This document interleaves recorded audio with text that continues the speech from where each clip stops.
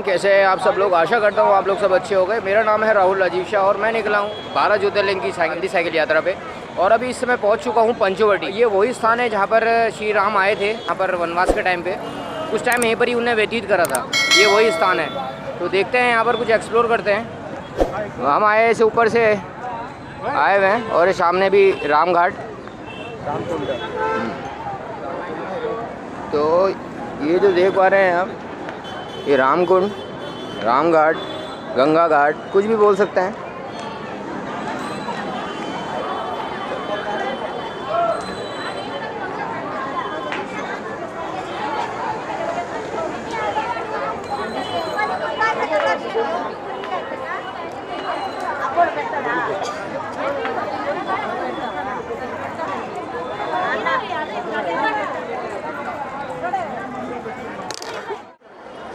गंगा गोदावरी मंदिर और यहाँ पर घाट है।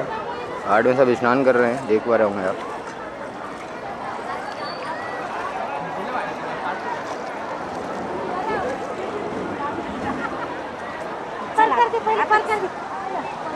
ये बोतल कितने की है?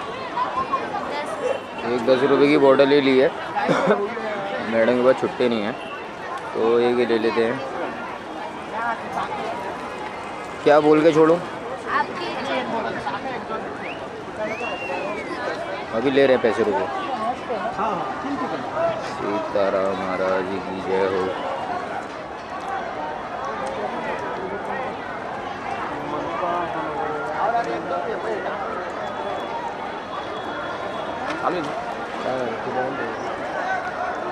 तो महाराज बंद है। ये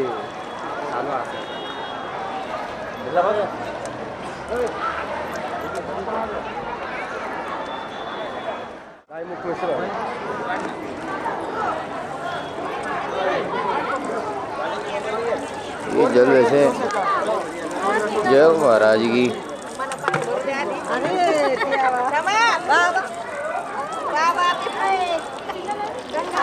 जय हो माता की।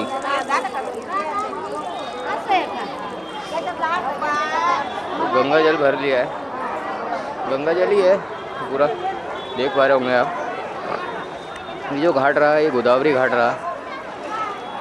गोदावरी गंगा गोदावरी मंदिर, गोदावरी और गंगा एक ही स्थान है। ये पंचवटी में है और इस सुंदर जगह को थोड़ा एक्सप्लोर करते हैं। बम शंकर।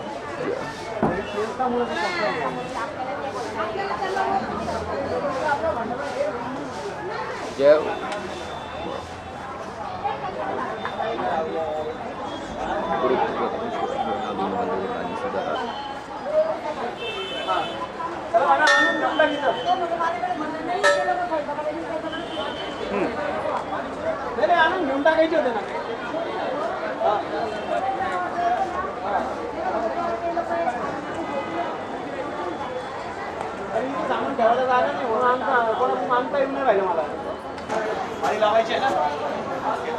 बानेश्वर महाराज महादेव का मंदिर।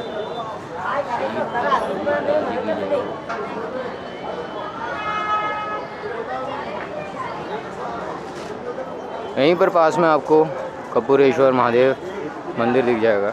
स्वयंभू है महाराज जी। श्री सीताराम महाराज की जय हो। जय हो गुरु। गुरु प्रणम सीताराम विश्वनाथ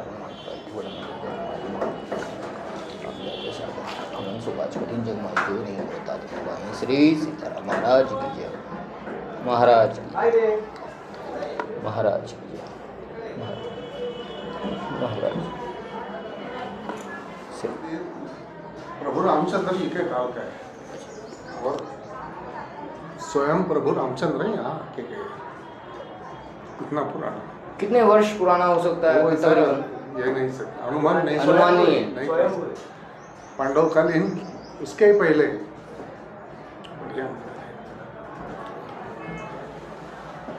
बाबा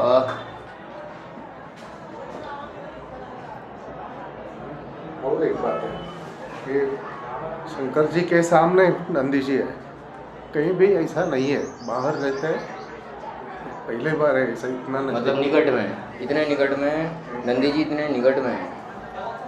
तो ये नंदी महाराज भी उसी समय के हैं? बहुत बहुत धन्यवाद।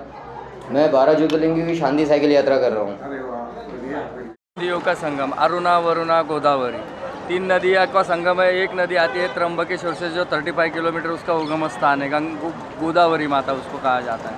2 नदियाँ गुजरते हैं, वो अंडरग्राउंड है। उसके बाद में है यहाँ पे आधा शिव आधा पार्वती।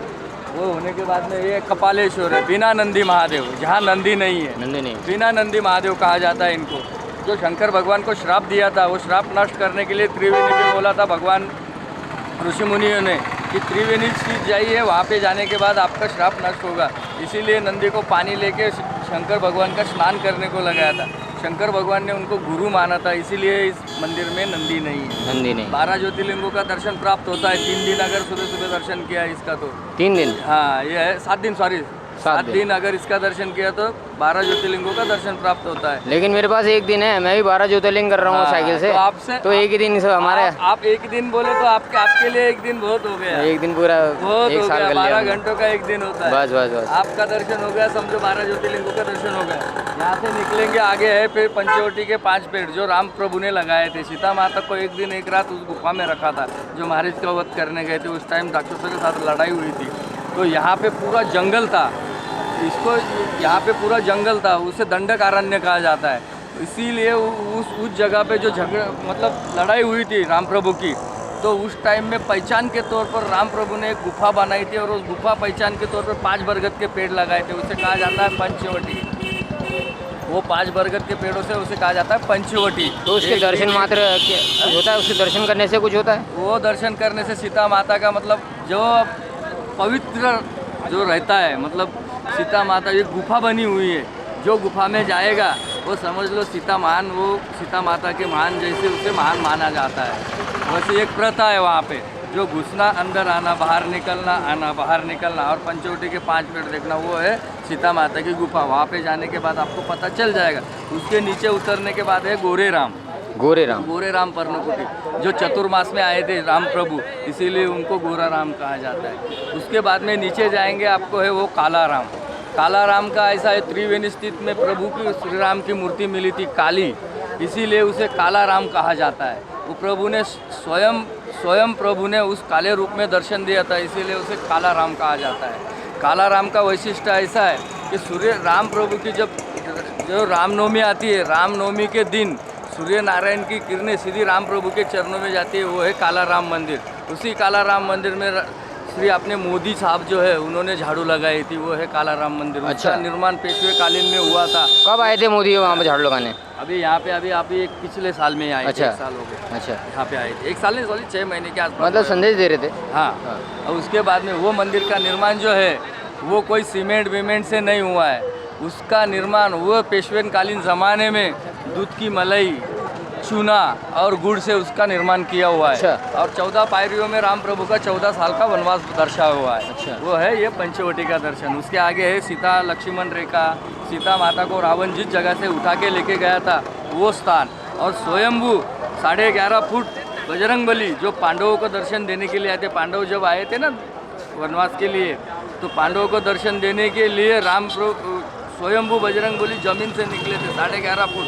उसे कहा जाता है काट्या मारुति 11.5 फुट स्वयंभू। वो दर्शन करना बाद। तो मैं एक बात, आपने बहुत अच्छी जानकारी दी मुझे, धन्यवाद इस जानकारी के लिए। मैं एक बात आपसे पूछना चाहता हूँ। ये है पूरा दर्शन का उसका मेन्यू। जो कुंड बोले तो क्या, राम कुंड बोले तो राम प्रभु का कुंड, जिस जगह राम प्रभु नहाते थे वो कुंड, और वो जो बाजू में है उसी जगह जी थे दशरथ राजा, इसी जगह लाई थी। इसीलिए इस राम कुंड पे अस्थियों का काम होता है, ज़्यादा पिंडदान होता है। राम प्रभु के जो पिताजी थे दशरथ राजा, उनका अस्थिदान हुआ था, पिंडदान हुआ था, इसीलिए इधर पिंडदान होता है। यहाँ मुझे सुनने में आया सुभाष चंद्र बोस और ये बड़े जो हस्तियाँ, बड़े नेता थे, वो भी सब यहीं पर ही आए थे। सब आए थे, सब कुंड है उनके। वो अभी फिलहाल तो सब पैक हो गए, अभी तो वो कुछ रहा नहीं, लेकिन जो है मेन वो तो सब आपको यहीं दिखाई देगा। बहुत बढ़िया। मेरा नाम कृष्णा है। आपका नाम शुभ नाम? कृष्णा है। बहुत बढ़िया जानकारी। ऑटो प्लस गाइड हूँ। जय श्री राम। जय श्री राम। जय श्री राम।